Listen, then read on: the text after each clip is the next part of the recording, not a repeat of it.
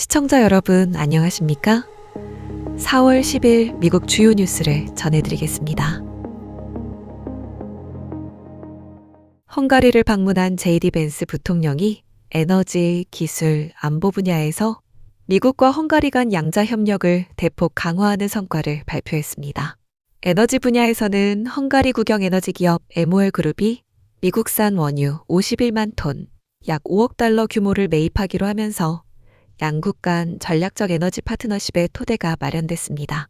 또한 양국 간 민간 원자력 협정에 따라 미국은 헝가리의 소형 모듈 원자로 SMR 배치를 위한 기본 설계 연구를 지원하며 이 연구가 완료되면 헝가리는 10여 기의 미국산 SMR을 도입할 수 있는 길이 열리게 되는데 그 잠재적 총 규모는 200억 달러에 달합니다. GE, 버노바, 홀텍, 웨스팅하우스 등 미국 주요 기업들은 헝가리 전력 공급사 MVM과 SMR 협력 양해각서를 체결했습니다. 이와 함께 웨스팅하우스는 MVM과 별도의 양해각서를 맺고 기존 1호 원전의 수명 연장에 자사기술을 적용하는 방안도 협의하고 있으며 이는 지난해 11월 웨스팅하우스가 해결료 공급 계약을 체결한 데 이은 후속 협력입니다. 기술 협력 측면에서는 GE 헬스케어와 샘멜바이스 대학이 양해각서를 체결해 미국의 의료기술과 AI 기반 혁신을 활용한 종양학 센터를 헝가리에 설립하기로 했습니다.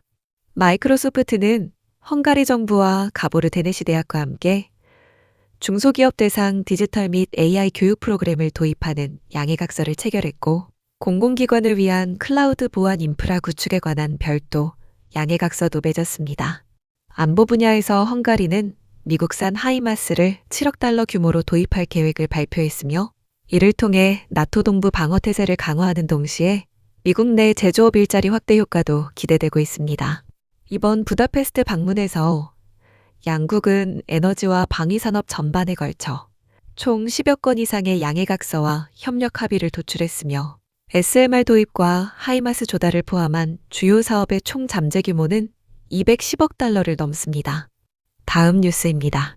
트럼프 대통령이 목요일 SNS를 통해 이란이 호르무즈 해협 개방 합의를 제대로 이행하지 않고 있다고 비판하면서 미국과 이란 사이의 긴장이 다시 고조되고 있습니다. 트럼프 대통령은 이란이 호르무즈 해협을 통한 원유 통행을 매우 형편없이 어떤 이들은 불명예스럽게 처리하고 있다며 이것은 우리가 맺은 합의가 아니다라고 밝혔습니다. 현재 중동 걸프 지역에는 600척 이상의 선박이 발이 묶여 있고 해운정보 전문 매체 로이즈 리스트는 지금 당장 교통량이 정상화되더라도 모든 선박을 걸프에서 빼내는 데만 10일 이상이 걸릴 것으로 추산했습니다. 전쟁 이전에는 하루 평균 120척에서 150척의 선박이 통행료 없이 자유롭게 오갔던 국제수로가 현재는 이란의 허가와 최대 100만 달러 이상의 통행료 없이는 통과가 불가능한 상황으로 바뀌었습니다. UAE의 술탄 알자베르 산업기술부 장관은 링크드인을 통해 이란은 통행을 정치적 수단으로 삼고 있으며 이는 강압이라고 비판했고 UN 국제해사기구도 국제해협에 통행료를 부과하는 것은 위험한 선례가 될 것이라고 경고했습니다. 이런 가운데 JD 벤스 부통령이 금요일 오전 파키스탄 이슬라마바드로 출발해 이란과의 고위급 평화협상을 이끌 예정이며 이는 1979년 이슬람 혁명 이후 미국과 이란 간 가장 높은 수준의 직접 외교 접촉입니다.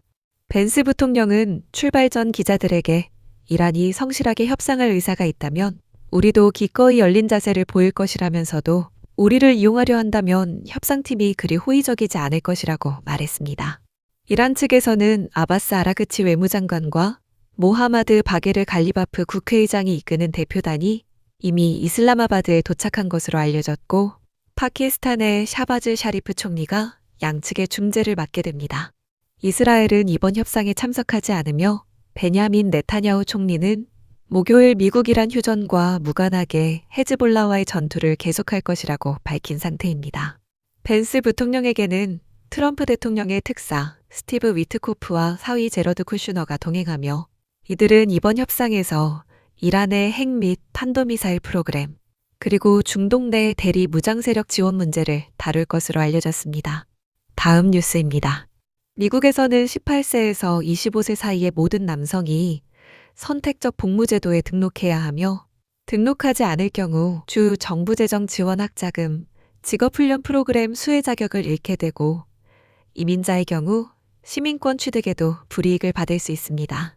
그동안 이 등록은 정부 웹사이트나 차량 등록국을 직접 방문해서 처리해야 했고 갱신기한을 놓치지 않도록 본인이 직접 챙겨야 하는 번거로운 절차여서 많은 젊은 남성들에게 상당히 귀찮은 일이었습니다. 올해 12월부터는 이 절차가 자동화되는데 지난해 12월 서명된 2026 회계연도 국방수권법에 따라 18세가 되는 남성은 별도의 신청 없이 30일 이내에 자동으로 징병 대상자 명부에 등록됩니다. 자동 등록 제도는 이미 46개 주와 자치령에서 운전면허 취득 시 부분적으로 시행되고 있었으며 이번 법안은 이를 전국적으로 통일하고 체계화한 것입니다. 이 법안을 발의한 펜실베니아주 민주당 크리시 훌라한 의원과 네브래스카주 공화당 돈 베이컨 의원은 2024년 자동 등록이 세금을 절감하고 젊은 남성들이 법을 준수하기 쉽게 만든다고 설명한 바 있습니다.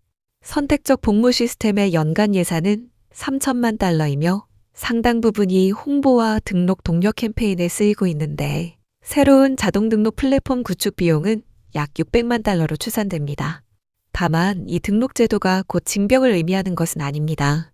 미국은 1973년 베트남전 이후 모병제로 전환한 뒤 단 한 차례도 징병을 시행한 적이 없으며 실제 징병이 이뤄지려면 의회와 대통령이 심각한 국가 비상사태로 판단하고 군사 선택적 복무법을 별도로 개정해야만 가능합니다. 트럼프 대통령의 첫 번째 임기에서 백악관 대변인을 지낸 숀 스파이서는 이것은 비용 절감 조치일 뿐 현재 이란 상황과는 아무런 관련이 없다며 이걸 징병과 연결짓는 것은 국민을 혼란스럽게 하는 잘못된 정보라고 말했습니다. 백악관 캐럴라인 레빗 대변인도 지난 3월 징병은 현재 계획에 포함되어 있지 않다고 밝혔으며 트럼프 대통령이 모든 선택지를 열어두고 있을 뿐이라고 덧붙였습니다. 현행법상 등록을 거부하면 최대 25만 달러의 벌금과 5년 이하의 징역형에 처해질 수 있지만 자동 등록 시행으로 앞으로는 본인이 직접 신경 쓸 필요 없이 자동으로 처리되기 때문에 이런 불이익을 걱정할 일도 크게 줄어들 것으로 보입니다. 다음 뉴스입니다. 캘리포니아주 법무부가 주정부가 운영하는 저소득층 의료보험 프로그램에서 2억 6,700만 달러를 빼돌린 호스피스 사기 조직을 적발하고 21명을 기소했습니다. 롭 본타 캘리포니아 법무장관은 목요일 기자회견에서 피의자들이 다크웹에서 타주 거주자들의 개인정보를 구매한 뒤 이를 이용해 메디칼에 등록하고 14개의 호스피스 업체를 매입해 실제로는 존재하지 않는 서비스에 대해 정부에 비용을 청구했다고 밝혔습니다. 본타 장관은 소위 환자라고 등록된 사람들은 건강한 타주 거주자들이었고 자신이 호스피스 케어에 등록된 사실조차 전혀 모르고 있었다며 이것은 메디칼 시스템을 악용한 대담하고 계획적인 범죄라고 말했습니다.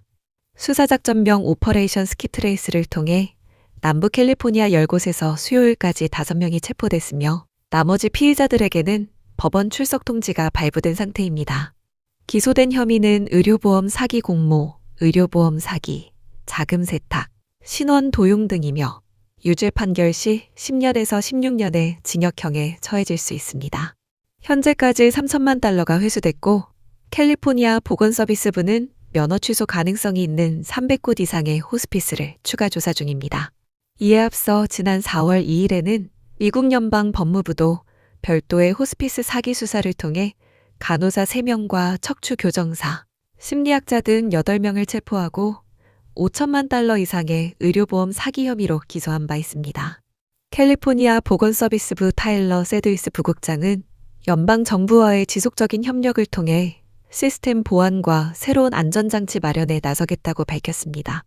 다음 뉴스입니다. 2024년 3월 프랜시스 스코키 브릿지 붕괴 사고를 일으킨 화물선 달리호의 소유사 및 운영사와 메릴랜드주가 원칙적 합의에 도달했습니다. 메릴랜드주 앤서니 브라운 법무장관은 9일 달리호의 소유사인 그레이스 오션과 운영사 시너지 마린과의 합의를 발표하면서 2년간 메릴랜드 노동자와 가족, 지역사회가 결코 일어나서는 안 될 재난의 무게를 감당해왔다고 말했습니다. 2024년 3월 26일 새벽 984피트 길이의 컨테이너선 달리호는 볼티모어 항구를 빠져나가던 중 전력과 추진력을 잃고 키브리츠의 중앙교각을 들이받았으며 다리는 파타프스코 강으로 무너져 내려 당시 보수 작업 중이던 건설 노동자 6명이 목숨을 잃었습니다. 국가교통안전위원회 NTSB는 이 사고가 선박 내부의 느슨한 전선으로 인한 시스템 고장에서 비롯된 예방 가능한 충돌이었다고 결론 내렸습니다. 이번 합의의 구체적인 금액과 세부 조건은 공개되지 않았으며 아직 최종 확정 절차가 남아있는 상태입니다. 다만 이 합의는 선박 제조사인 현대에 대한 메릴랜드주의 별도 청구권은 포함하지 않고 있습니다. 이와 별도로 그레이스 오션과 시너지 마린은 키브리츠에 보험을 제공했던 ACE 아메리칸 보험과도 3억 5천만 달러 규모의 합의에 도달했으며 2024년에는 미국 법무부와 연방 정화 비용 1억 200만 달러를 지급하는 데 합의한 바 있습니다. 올여름에는 달리오 소유사와 운영사가 자신들의 배상 책임을 4,400만 달러로 제한할 수 있는지를 결정하는 재판이 시작될 예정입니다. 키브리츠를 대체할 새 다리는 43억에서 52억 달러 규모로 추산되며 메릴랜드 교통당국에 따르면 개통 시점은 2030년으로 예상되고 있습니다. 마지막 뉴스입니다. 에너자이즈와 USA 투데이가 공동으로 실시한 제6회 전국 직장 만족도 조사에서 워싱턴 DC에 본사를 둔 주택담보대출 기업 페니메이가 2026년 미국 최고의 직장 1위에 선정됐습니다. 이번 조사는 직원 150명 이상의 중대형 기업 2,375곳을 대상으로 2025년 한 해 동안 진행됐으며 급여와 복리후생, 리더십, 업무의 의미, 직원에 대한 인정 등 여러 항목에서 전국 평균을 상회한 1,661개 기업이 우수 직장으로 선정됐습니다. 대기업 부문 상위 5곳 가운데 페니메이에 이어 위스콘신주 메디슨의 페어웨이 홈 모기지가 2위, 미시간주 사우스필드의 회계 컨설팅 기업 플랜트 모란이 3위를 차지했습니다. 4위와 5위는 각각 오하이오주 메이필드 빌리지의 프로그레시브 보험과 플로리다주 템파의 볼드윈 그룹이 차지해 상위 5곳 가운데 주택담보대출 기업 2곳과 보험사 2곳, 회계법인 1곳이 이름을 올렸습니다. 특히 페니메이, 페어웨이 홈 모기지, 플랜트 모란, 프로그레시브 보험은 지난해에도 상위 5위 안에 들며 2년 연속 최고 직장 자리를 유지하고 있습니다. 조사는 직원 수 기준으로 2,500명 이상, 1,000명에서 2,499명, 500명에서 999명, 499명 이하 등 4개 규모별로 나눠 각각 상위 100개 기업을 순위로 발표하고 나머지 수상 기업은 알파벳 순으로 공개하는 방식으로 진행됐습니다. 에너자이즈의 에릭 루비노 CEO는 최고 직장 수상은 탁월함에 대한 축하이며 사람 중심의 직장 경험이 성공에 얼마나 중요한 역할을 하는지 다시 한번 보여주는 것이라고 말했습니다. 이상으로 오늘의 뉴스를 마칩니다. 시청해주셔서 감사합니다.